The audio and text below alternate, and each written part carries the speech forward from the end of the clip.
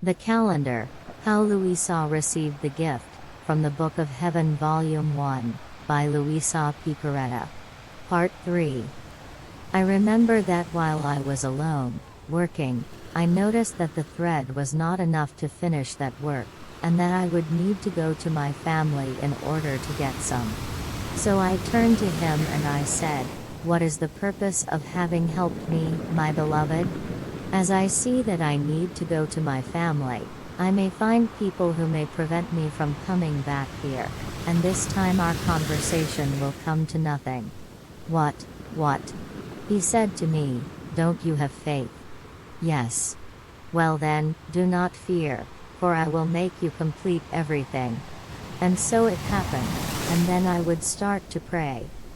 If then, at lunchtime, I ate something tasty, he would immediately reprimand me interiorly, saying, "Have you perhaps forgotten that I had no other taste but suffering for love of you? And that you must have no other taste but mortifying yourself for love of me? Leave it aside, and eat that which you like the least."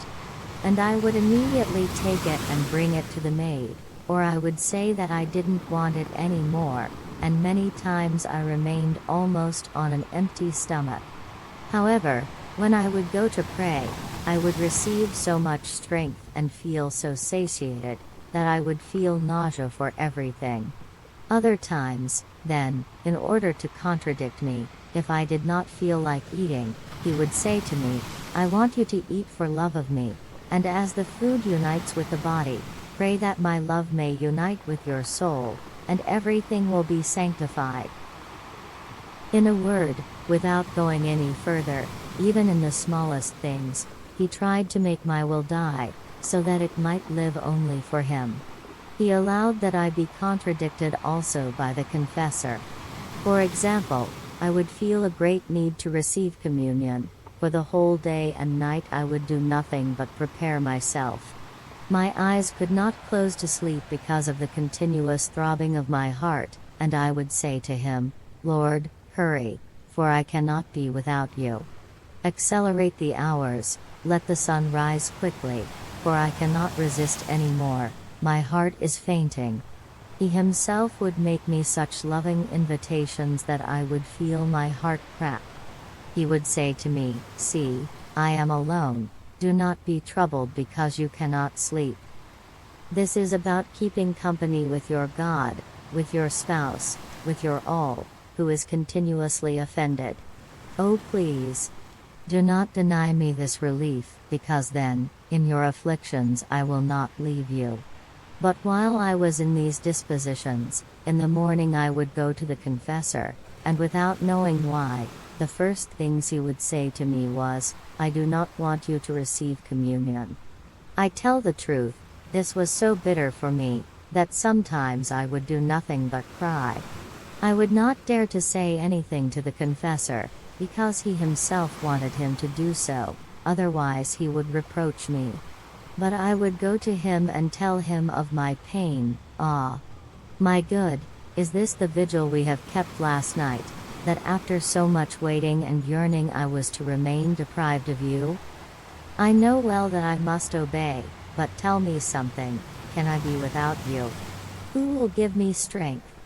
And then, who will have the courage to depart from this church without bringing you along?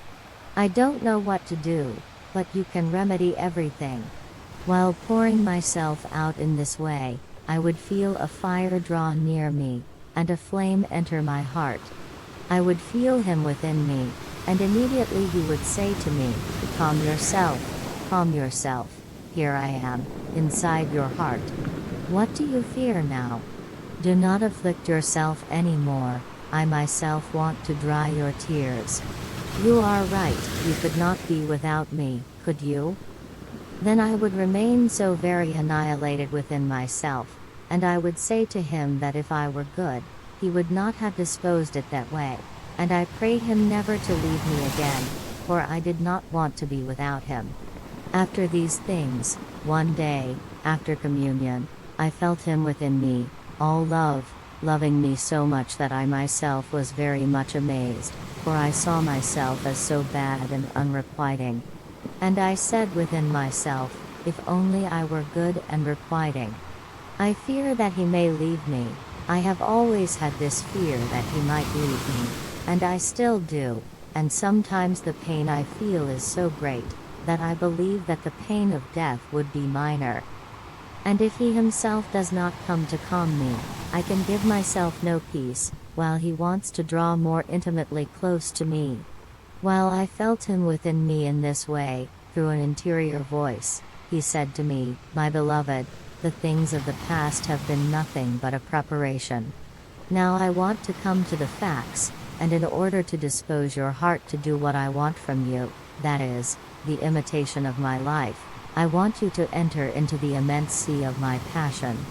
After you have understood well the bitterness of my pains, the love with which I suffered them, who I am who suffered so much, and who you are, a most wretched creature, your heart will not dare to oppose the blows, the cross, which I have prepared only for your good.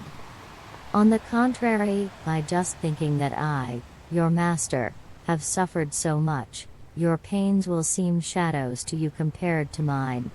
Suffering will be sweet for you, and you will reach the point of not being able to be without sufferings.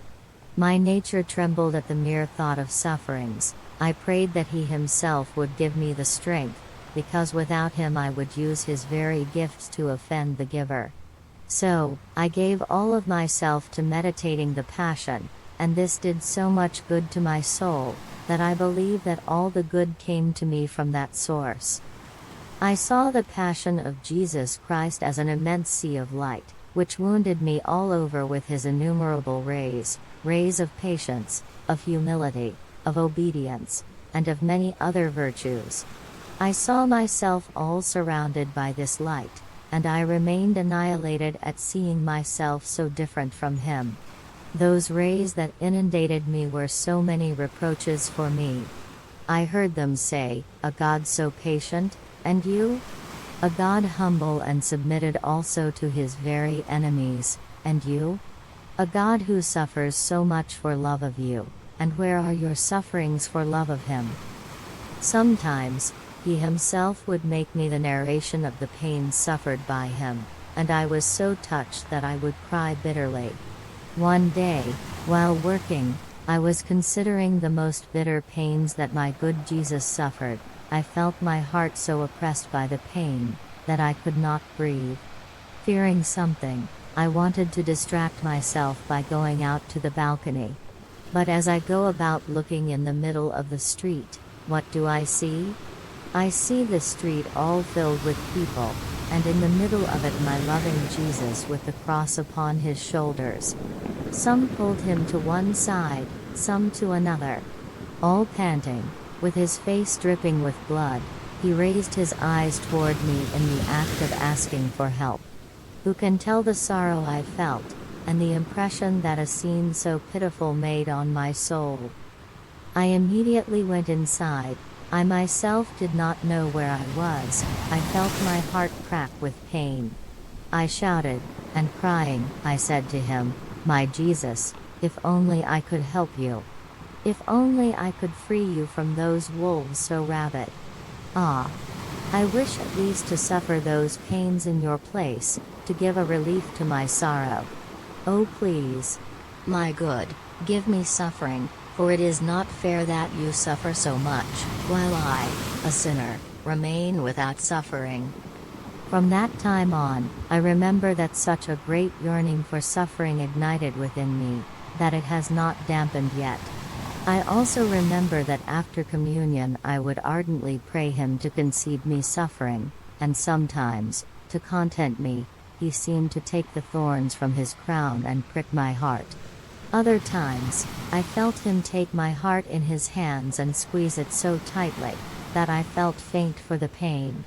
When I realized that people might notice something, and he was disposed to give me these pains, I would immediately say to him, Lord, what are you doing? I beg you to give me suffering, but let it be hidden to everyone. Up to a certain time, he made me content, but my sins have made me unworthy to suffer hiddenly, without anyone noticing it. I remember that many times, after communion, he said to me, "You will not be able to truly resemble me other than by means of sufferings. Up until now I have been together with you, now I want to leave you alone a little bit, without letting myself be felt.